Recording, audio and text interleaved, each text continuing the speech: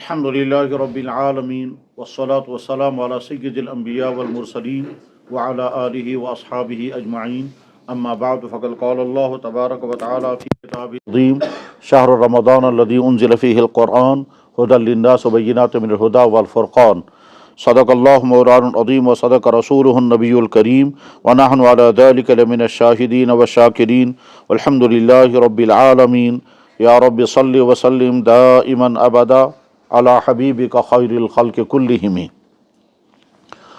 محترم بزرگوں اور دوستو، آج کا یہ جمعہ شعبان المعظم کا آخری جمعہ ہے اور اسی ہفتے میں انشاءاللہ ثم انشاءاللہ رمضان المبارک کا آغاز ہوگا، اور انشاءاللہ اللہ کے فضل اور احسان سے رمضان المبارک میں جو فضائل ہیں، رمضان المبارک میں جو مسائل ہیں اور رمضان المبارک کے جو احکام ہیں ان کو ادا کرنے کی ہم کو توفیق ملے گی، بشرطے کہ مقدر ہوا اور زندگی ہوئی۔ بے شمار اہل ایمان وہ ہوں گے جو پچھلے سال رمضان میں تھے اور آج نہیں ہوں گے، اور یہ بھی ہو سکتا ہے کہ رمضان ہوگا اور اگلے سال ہم نہیں ہوں گے۔ اللہ کے علم ہے کس کو کب کیا موقع ملے گا۔ رمضان مبارک کی فضیلت اور مسائل کے متعلق انشاءاللہ نماز کے بعد گفتگو ہوگی۔ اس وقت جو چند منٹ ہیں، ان چند منٹوں میں مجھے جو کچھ بیان کرنا ہے اس کا عنوان ہے رمضان اور قرآن۔ اس موضوع پر اس وقت مختصر سی گفتگو ہوگی۔ رمضان اور قرآن، اس موضوع پر گفتگو کرنے کی کئی وجہیں ہیں۔ وجہ نمبر 1، قرآن کریم اسی مہینے میں نازل ہوا۔ اللہ تعالیٰ شانہ قرآن کریم میں خود بیان فرماتے ہیں انا انزلنا فی لیلۃ القدر، ہم نے قرآن کریم کو لیلۃ القدر میں نازل کیا، اور لیلۃ القدر عام طور پر رمضان کے مہینے میں ہی ہوتی ہے۔ دوسری جگہ اللہ تعالیٰ شاہ نے کلیئر کٹ فرمایا شہر رمضان الذی انزل فیہ القرآن، رمضان کا مہینہ وہ ہے جس میں ہم نے قرآن نازل کیا۔ اسی وجہ سے جناب رسول اکرم صلی اللہ علیہ وسلم رمضان مبارک میں قرآن کے متعلق بس چھوڑ دیجیے، رمضان مبارک میں اللہ کے نبی علیہ السلام رمضان کے قرآن کے سلسلے میں بہت ہی زیادہ اہتمام کرتے تھے۔ بخاری شریف میں حدیث ہے اور وحی کے بیان میں ہے کہ رمضان مبارک کے راتوں میں حضرت جبرائیل حضور کو قرآن سناتے تھے اور اللہ کے نبی علیہ السلام حضرت جبریل کو قرآن سناتے تھے۔ اس کو ہمارے ہاں مدرسوں میں حفظ کے ماحول میں دور کرنا کہتے ہیں۔ دور کرنے کا مطلب ہوتا ہے جتنا قرآن مجھے یاد ہے میں اپنے اس بھائی کو سناؤں گا اور وہ مجھے سنائیں گے، تو میری غلطیاں نکل جائیں گی اور میری یادداشت کا امتحان ہوگا، اور ان کی غلطیاں نکل جائیں گی، ان کے یادداشت کا امتحان ہوگا۔ ایک دوسرے کو زبانی قرآن سنانا، اس کو عربی زبان میں کہتے ہیں تدارس، اور ہماری زبان میں کہتے ہیں دور کرنا۔ تو جناب رسول اللہ صلی اللہ علیہ وسلم حضرت جبریل کے ساتھ دور کرتے تھے، یعنی رمضان میں حضرت جبریل رات گزارتے تھے اللہ کے نبی علیہ السلام کے ساتھ، اور جتنا قرآن اب تک نازل ہو چکا ہوتا تھا وہ سارا قرآن حضرت جبریل حضور کو سناتے تھے، اور اللہ کے نبی علیہ السلام وہ قرآن حضرت جبریل کو سناتے تھے۔ ترتیب کیا رہتی ہوگی واللہ اعلم۔ اتنا تو حدیث سے ثابت ہے کہ کان یتدارسہ، حضرت جبریل ہر رات اتر کر کے آتے تھے اور نبی علیہ السلام کے ساتھ تدارس کرتے تھے، کا مطلب جتنا قرآن اس وقت تک نازل ہوا ہوتا تھا وہ قرآن تھوڑا تھوڑا حضور کو سناتے تھے اور آپ سے سنتے تھے۔ اس سے پتہ چلتا ہے کہ قرآن کے ساتھ آپ کا خصوصی تعلق کتنا تھا۔ یہی وجہ ہے کہ رمضان مبارک میں تراویح پڑھی جاتی ہے تو سارا قرآن تراویح میں پڑھا جاتا ہے۔ صحابہ کرام کا معمول بھی رمضان مبارک میں قرآن کریم کی تلاوت کا بہت زیادہ تھا، اور تابعین و تابع تابعین کے تو واقعات بہت ہی زیادہ عجیب ہیں کہ کتنا زیادہ وہ قرآن کے ساتھ ان کا شغف ہوتا تھا رمضان کے مبارک کے مہینے میں۔ رمضان کا تعلق قرآن کے ساتھ اس موضوع پر بیان کرنے کی ایک اہم وجہ یہ بھی ہے کہ خود قرآن کریم میں اللہ تعالیٰ فرماتے ہیں قیامت کے دن اللہ تعالیٰ شانہ کی بارگاہ میں اللہ کے نبی شکایت کریں گے کہ یا اللہ میری قوم نے قرآن چھوڑ دیا۔ وقال، اور کہیں گے نبی، وقال رسول، اور کہیں گے نبی، یا ربی، اے میرے رب، اتخذ ان قومی، بے شک میری قوم نے اتخذ القرآن مہجورا، قرآن کو چھوڑ دیا تھا۔ چنانچہ امت مسلمہ کا تعلق قرآن کے ساتھ کتنا ہے، یہ سب ہم گہرائی کے ساتھ سوچ کریں گے تو بہت واضح طور پر پتہ چلے گا۔ گہرائی کیا نہیں، سطحی طور پر اگر دیکھیں گے تب بھی معلوم ہو جائے گا کہ قرآن سے امت کتنی دور جا چکی ہے۔ اب تو امت مسلمہ کے بے شمار افراد وہ ہیں جنہوں نے زندگی میں کبھی قرآن ہاتھ میں اٹھایا بھی نہیں۔ گھروں میں قرآن ہوتا ہے، اس کو بٹھا کر مسجد میں پہنچا دیں گے، کوئی اور پڑھے گا، اس لیے کہ کوئی اور پڑھے گا، خود نہیں پڑھیں گے۔ ایصال ثواب چاہتے ہیں لوگ قرآن کے ذریعے کریں، وہ بھی کوئی اور ہی کرے، خود نہیں۔ گھروں میں بزرگ حضرات ہوتے تھے، وہ قرآن کریم رکھتے تھے، تلاوت کرتے تھے، بزرگ کی وفات ہو گئی تو اگلے بچوں نے کہا کہ اب گھر میں کیوں قرآن رکھیں گے، خامخواہ بے ادبی ہوگی، بے ادبی سے بچنے کے لیے گھر سے قرآن اٹھا کر مسجد میں پہنچائیں گے۔ بے ادبی کا حل نکالنا تھا، خود تلاوت کرتے، قرآن کو سمجھنے کی کوشش کرتے، اپنا تعلق قرآن کے ساتھ جوڑتے۔ اس کا علاج وہ نہیں نکالا جو کرنا تھا، علاج یہ نکالا قرآن کو گھر سے نکال دیا اور لے جا کر مسجد میں پہنچائیں گے۔ ہم سے بھی بکثر لوگ پوچھتے رہتے ہیں کہ جناب گھر میں قرآن پڑھا ہوا ہے، خامخواہ بے ادبی ہو رہی ہے، لہذا ہم مسجد میں جا کر رکھیں؟ کیوں رکھیں گے کہ کوئی نہ کوئی پڑھے گا، کوئی اور کیوں پڑھے گا آپ جب خود پڑھنے کو تیار نہیں۔ اللہ حفاظت فرمائے، اللہ حفاظت فرمائے۔ امت جس طرح سے قرآن سے دور ہوتی جا رہی ہے، نہ پڑھنا، نہ تلاوت، نہ سمجھنا، اور یہ ساری پہلی چیزیں ہیں، ان پہلی چیزوں کے بعد اگلی چیزیں تو کہاں امت کے بس میں ہوں گی۔ قرآن کا پہلا حق ہے کہ ہر ایمان والا یقین رکھے کہ اس دنیا میں صرف ایک کتاب خدا کی اوریجنل حالت میں ہے، وہ صرف قرآن ہے۔ اس دنیا میں صرف ایک کتاب ایسی ہے، قرآن، جو اپنی اصل حالت میں ہے۔ باقی تورات اور انجیل اللہ کی طرف سے نازل ہونے والی کتابیں یقیناً، مگر آج جو تورات اور انجیل دنیا میں ہیں وہ والی نہیں ہے جو اللہ نے نازل فرمائی تھی۔ اس کا بھی یقین رکھنا ضروری ہے، اور یہ تاریخی حقیقت بھی ہے اور ایمان کا تقاضا بھی ہے کہ اللہ کے نبی پر قرآن جس طرح سے نازل ہوا تھا اسی طرح سے قرآن آج تک آیا ہے۔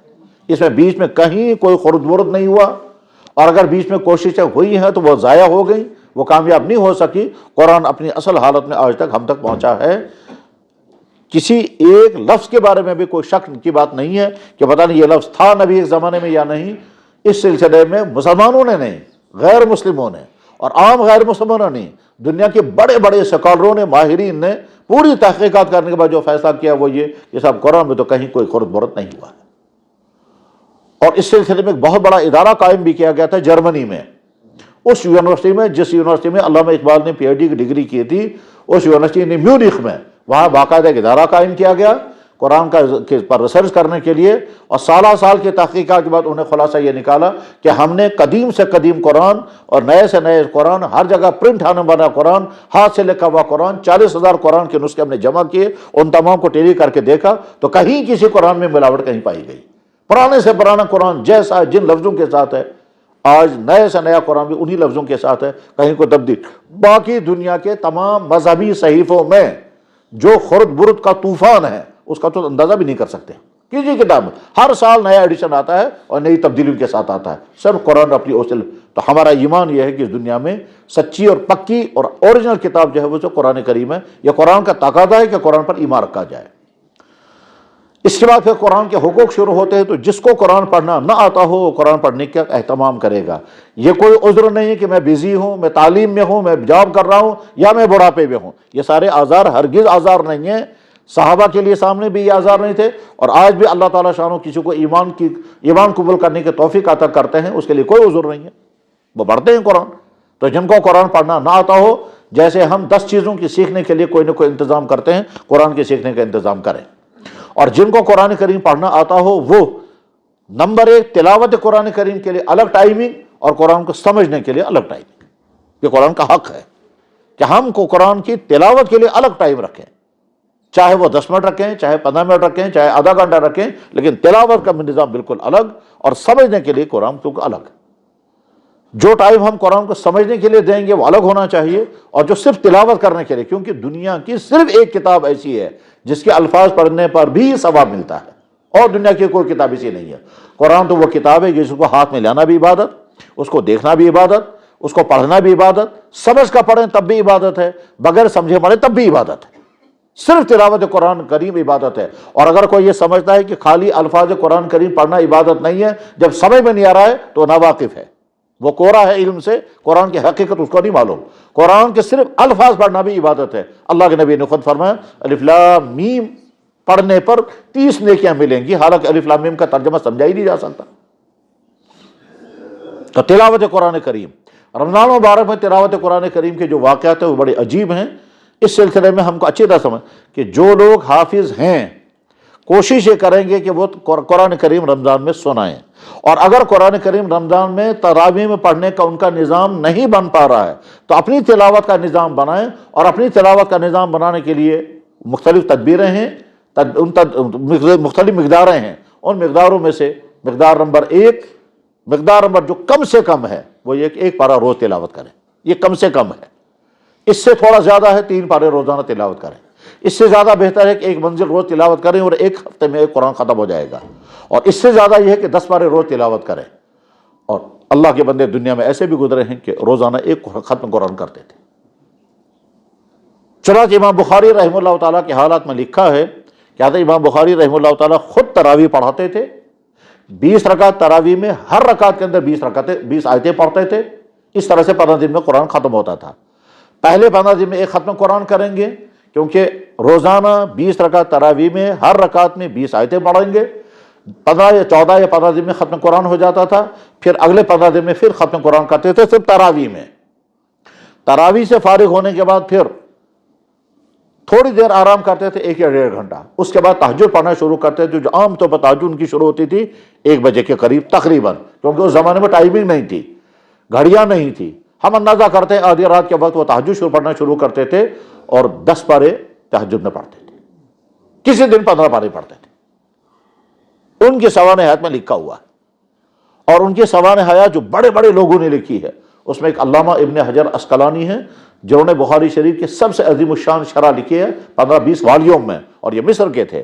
علامہ ابن حجر رحمہ اللہ تعالیٰ نے ان کے حالات زندگی میں لکھا ہے، اور اس کو بعد میں تمام ان لوگوں نے نقل کیا جو امام بخاری کے حالات نقل کرتے ہیں، ان تمام حضوروں نے نقل کیا کہ امام بخاری کا معمول یہ تھا کہ تراویح پڑھنے کے بعد پھر وہ تھوڑی دیر آرام کرتے تھے، پھر تقریباً 1 بجے وہ تہجد شروع کرتے تھے، اور 10 پارے کم سے کم پڑھتے تھے، کبھی کبھی 15 پارے پڑھتے تھے تہجد میں، اور اس کے بعد پھر سحری کھاتے تھے چند کھجوریں، پھر فجر کی نماز پڑھ کر کے تھوڑی دیر آرام کرتے تھے، اور تقریباً اشراق یا اشراق سے تھوڑی دیر بعد جاگ جاتے تھے، پھر قرآن کریم میں تلاوت کر شروع کرتے تھے دیکھ کر، اور آفتاب ڈوبنے پر 1 ختم قرآن کرتے تھے۔